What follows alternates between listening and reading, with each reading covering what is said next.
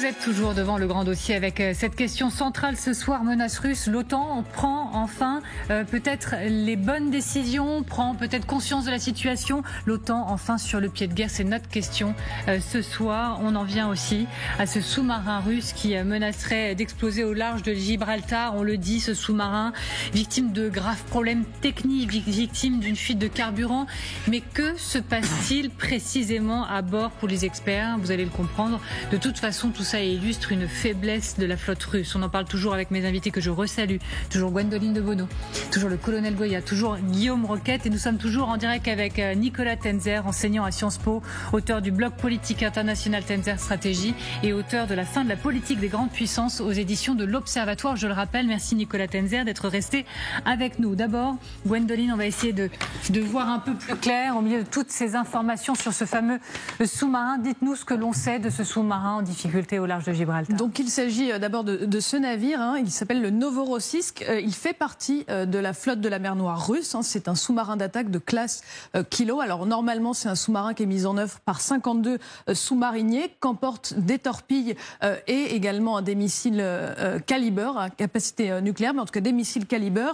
Et sur cette photo, on le voit en surface, il y a 3 jours dans le détroit de Gibraltar. Alors c'est pas forcément pour ce type de sous-marin anormal qu'il fasse surface, mais en fait une chaîne Telegram d'opposants russes affirme, document à l'appui, que le navire subit un grave problème technique, à savoir une fuite de carburant que les marins n'ont pas la capacité de réparer, de résorber seuls. Et ils affirment également qu'il y aurait un risque d'explosion à l'intérieur du sous-marin et que les sous-mariniers seraient en train de pomper dans la cale du carburant. Alors, il faut faire attention parce que ça, c'est une chaîne Telegram d'opposants alors qui fournit des documents, mais une seule chaîne qui l'affirme. On n'a pas d'autres informations pour l'instant, mais ce qu'on sait, c'est que le sous-marin est sous surveillance et qu'en effet, un avion de patrouille maritime américain dont on parlait tout à l'heure d'ailleurs avec le colonel a été envoyé à proximité du navire qui se trouve désormais au large, justement, vous le voyez ici, des côtes portugaises. Merci beaucoup Gwendoline de Bono. Direction Moscou maintenant, Jérôme Garraud. Jérôme, silence radio du côté du Kremlin. Bonjour, alors pour le moment, cette histoire autour du sous-marin russe n'est pas du tout traitée ici, ni à la télévision, ni dans la presse écrite, ni même dans les pure players, dans ces médias en ligne. Vous n'avez aucun aveu de détresse pour plusieurs raisons. Tout d'abord parce que les informations pour l'instant proviennent uniquement de ce compte Telegram. Et puis par ailleurs parce que ce n'est pas le genre de nouvelles qui est mis en avant ici. Vous avez d'ailleurs toujours le traumatisme du sous-marin course qui a fait naufrage dans les années 2000. Alors là, dans le cas précis, dans ce cas actuel, les marins ne courraient pas le même risque. Mais pour résumer, vous n'avez pour l'instant aucune information officielle sur ce sujet en Russie. Merci beaucoup Jérôme Garraud depuis Moscou. Nicolas Tenzer, pour pas mal d'experts, la situation elle illustre quoi qu'il en soit les revers de la flotte russe. Est-ce que vous êtes d'accord avec ça ?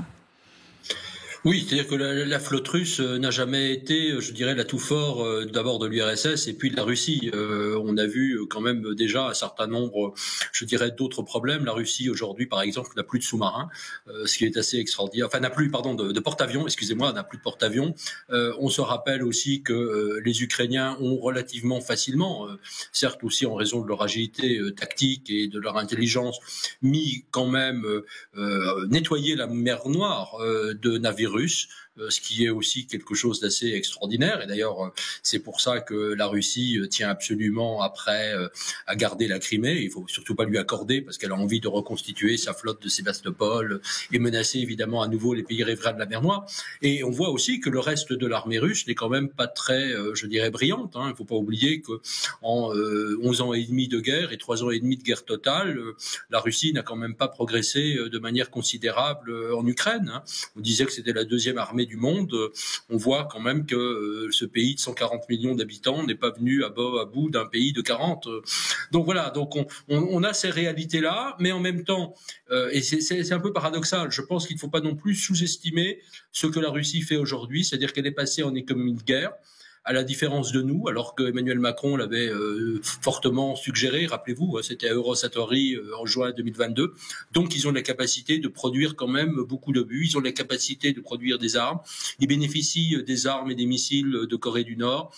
Ils ont mis en place, d'abord grâce aux Iraniens qui d'abord leur a livré, mais maintenant l'usine est dans le territoire russe, des usines de fabrication des drones Shahed. C'est-à-dire qu'ils consacrent quand même tous leurs moyens à renforcer leur armée.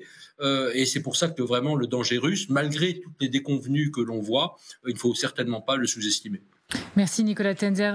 Colonel Goya, ma question va peut-être vous faire sourire, mais je voyais qu'il est probable que le sous-marin soit contraint de rejoindre un port russe pour les réparations, et c'est un voyage qui pourrait l'amener à passer par le détroit du Pas-de-Calais dans quelques jours.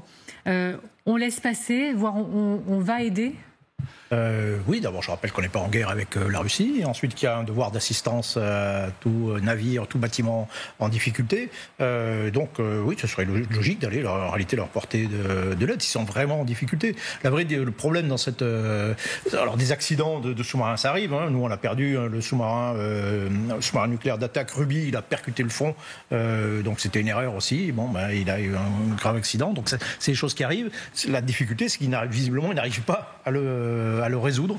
Et ça, c'est peut-être plus inquiétant pour la marine russe. Et donc, le voyage va être long. Et les Russes, de manière générale, n'aiment pas du tout être aidés. Donc ça s'est vu, des accidents comme ça, il y en a eu pendant la guerre froide, etc.